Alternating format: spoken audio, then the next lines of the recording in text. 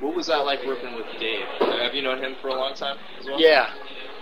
I always take Dave in places and we talk for half an hour type thing. We never hang out more than that, but it's always been great. I think he's a great guy, you know, and I respect him a lot. I think he did one of those things like start over like me that, you know, did good because like he deserved it, you know. He's a cool guy. He's an awesome musician. So when I did the Probot project, it was really honored, man. You know, the only thing I got pissed because I wish I had that idea beforehand to make a metal record like that. What a cool idea! Like, you bastard, you had that idea before. Because it was a great idea, and he recorded with all his heroes, you know, like people they really know, you know, us and Motorhead and Venom, Voivod, was all these people that they grew up listening to. But it was really cool. I think in Red War, the song I picked, I think he liked it a lot. You know, had a lot of, I put a lot into it, man. You know, I really took it really serious. Like, started to deliver really some awesome shit. Yeah, so they would be like fucking proud of it. And I think he was. Is death something that you see as a beautiful thing? No, I see it as something that is a little freaky to me because I think it's. Yeah, you know, it's a scary thing, but sometimes you also, you know, sometimes I gotta think that it's some kind of liberation, you know, like you're done with all, at least all the stress of all this shit is over when you die, you know what I'm saying? I try not to think too much about it, you know, because I don't think it's like somebody said, like, if you worry too much, you die. If you worry too much, you die. If you don't worry, you still die. So don't worry. Because, you know, you're going to die anyway. Yeah. Everybody is. So I try not to think too much about it. You know, I know. When the time comes, I just hope that you're ready for it. You know? Yeah. And then you did what... Well, you did what, you know, what you came here to do, and hopefully you made a mark or difference or whatever, you know. To me, that's more important, you know. You were just talking about how you look from the present to the future. What do you want to achieve as an individual? Man, it's really, it's really musical, you know, like really, to me it's cool to know that, like, add something to rock, metal, whatever they call it, you know, it's all in one anyway, rock, metal, hardcore. To me, it's all rock. It's all music. Yeah. That you add something that before you came in was one way. After you came in, you changed somehow. To me, that's killer. You know, like you know, I've done a little bit already with that with Sepultura. Did with Nailbomb. Now I'm doing with Soulfly and Cavalera. You know, somehow, little by little, you leave your mark and you change something that wasn't there. It's cool. You know, it's something to me that's I'm really like proud of it. You know. When you were younger, what did you want to pursue? Really was a way of. It's not very different from now, actually. It's really a way of express feelings, frustration, anger, happiness, sadness. You know, it's an instrument, man. Really, for me, it works more. You can say it's a bit like what religion will be for some people. Music has the same effect. I treat music in a religious way, you know, sometimes. It's necessary, I need to do it. I have to do it every day. Without it, I'm lost, you know, that kind of thing, you know, so. But, you know, didn't have big inspirations and aspirations in the beginning. It was slow, you know. It was just to do music. Really, that's it. You know, for the first 10 years, I didn't even think this shit's going anywhere. Really? We were like the worst band in Brazil, you know. People hated us, man. You know, they're like, Sepultura, yeah, those guys are fucked up. They're crazy, you know. We had a really bad reputation, you know. People say they couldn't play. They're nasty. They're violent. All this crazy shit, you know. We had all this, which part of it's true. Did that ever get to you when they would say stuff like that? Well, you use it. I use it as a fuel. I still do, like, I think a lot of times when people criticize them, they're so stupid. They don't know they're actually helping you. They're not really hurting you. Yeah. Because they use that criticism into your shit. It makes something badass out of it. I do that very often. I think tragedy and negativity and criticism, there's two ways to take it. You can feel sorry for yourself and be miserable, or you can just retaliate, which is what I do. So I use that shit, put right into my music, man. So it's good. I gotta thank people that talk shit because it make me do good music. That's awesome. Well, you're talking about the negativity and the tragedy and all the things that have happened. I know that you write about a lot of spiritual things, and you seem like a pretty spiritual dude in general. Yeah, I get kind of irritated when people confuse things. Mm-hmm. To be spiritual is very different than religious. Mm-hmm. And I think you can be spiritual and still can listen to death metal. Yeah. Hardcore punk. Yeah. You don't have to go to church, but you can be spiritual. It's two different things. But people seem to not understand that. And once they think, oh, it's spiritual, it's like what? Like supposed to stop doing all the things I like, cause you don't rock out anymore because you're spiritual. So to me, there's no conflict on that. But for the general people, there is, which is weird. Like even people see my albums Dark Ages, but then in the back it's dedicated to God.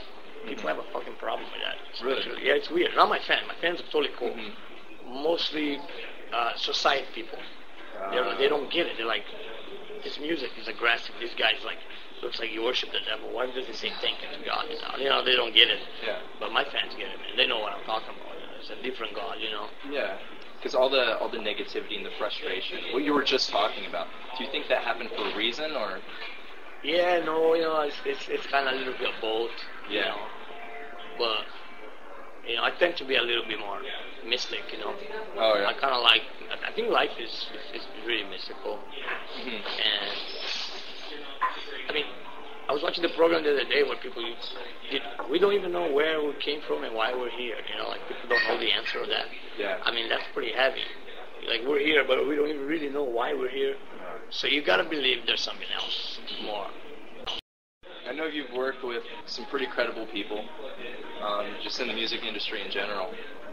Are there relationships that have helped you get to where you're at, and are there relationships that you had to cut off?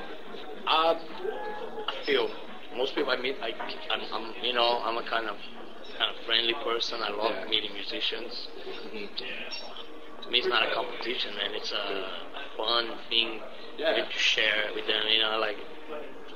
We played San Francisco, and it was one of my favorite shows because in my buzz, it was not planned, but in the buzz happened after the show to be Mike Patton from Fade No More, Jello Biafra from Dead Kennedys, Chino from the Deftones, and Jeff Becerra from Possessed.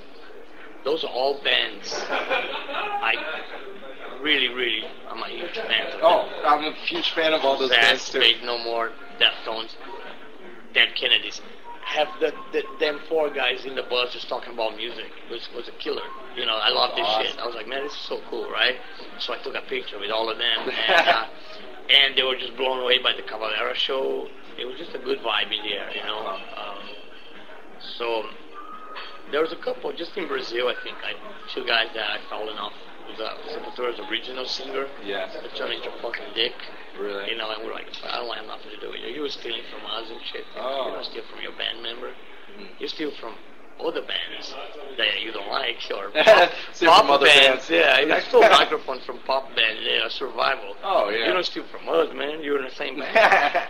So we're like, fuck you. You're out. And there are some other people that you're talking shit. But mostly I keep a good friendship all the way from the beginning to now. I have friends from the death metal days. Yeah. I have musician friends like Tom Araya. The guys from all the way from Testament to Mark the Angel, hardcore, Billy Milano, Sick of It All. That's cool, man. It's good to be friends with bands that you like. And I also meet new bands that become friends. Like Igor introduced me to the guys from Justice, which is a French band, kind of weird, heavy techno. and they were super fucking Sepultura fans back in the day. Really? And they were like, wow, so excited to meet us, you know. So Yeah. I think it's really cool. It's really cool. You mentioned Chino, you mentioned Mike Patton, you mentioned Jello Biafra. Imagine you've known those guys for years. Does the relationship change over the years? Yeah, there's a little bit of change, but it's more on the physical side. We look different, you know, people do. Yeah. You know, when I met Chino, Chino had dreads. Chino has short hair now, you know, like, Yeah. we're talking about an old picture that Chino had with both of us with dreads, like, banging. We were doing we were singing, I think it was like, one of the early Dana shows. We were singing First Commandment together, and we both, like, banging our head with dreads, you know. Yeah. That's a rare picture, you know, Chino cut our hair. But as people, pretty much the same. That's good. Yeah, it's cool, you know. Is this a humbling experience, touring and doing music? Does it make you appreciate things differently? Well, I think it can go both ways. It can make you spoil, or it can make you appreciate. And only my own experience, it made me appreciate, because when Sepultura split up on Roots, it was like I lost everything and had to start from zero again. You know, that was a weird thing. But now I think it's the best thing ever happened to me, because I see things different, you know, that maybe in the past I took for granted, like, yeah, we deserve all this. And you're like, not really, you know. You deserve what you work for it, you know, but you appreciate. So I think that was better. I think some bands that get real high real fast falls real fast because of that, because they think that people are supposed to kiss their ass. Yeah. You know, and that's not really the way it should be, you know. So I do appreciate this stuff now, you know, like, yeah, like with the fans, the shows, the touring, I really enjoy that, you know. There are a lot of people that consider Sepultura a legendary band, or Soulfly a legendary band. Even Max as a legend. What's a legend to you? I guess it means being old. Yeah. You gotta, no, I just have a joke. I don't know, man. I don't really spend that time work, you know, thinking about that. Yeah. You know, I'm always kind of like, I saw Jello Biafra the other day, you know. Dead Kennedys? And he follows my career pretty close, which is cool, you know. Yeah. And he realized, shit, man, you released 2 albums in less than 2 years, you know, together. And he started calling me the James Brown of thrash. So I joke with him, yeah, they call me Bob Marley of metal before. James Brown of thrash is cool too, you know. And he's like, how you do it, man? You know.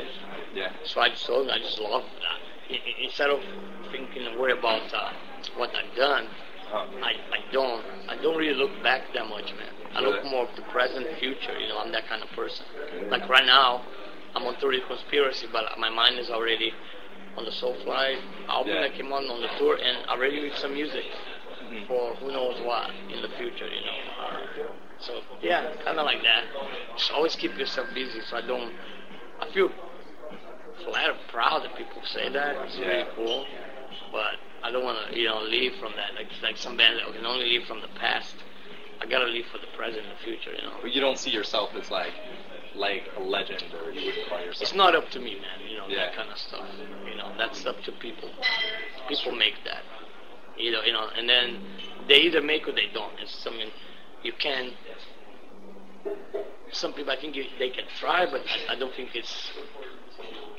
To me, it's not the way to do it. You know, if you don't. You know, it's not like buying something. It's mine. You can't buy a ticket to be a legend. It just happens. You know, it's just like where are you born? Like I'm born in Brazil. It just happened. I didn't choose Brazil. It was chosen for me.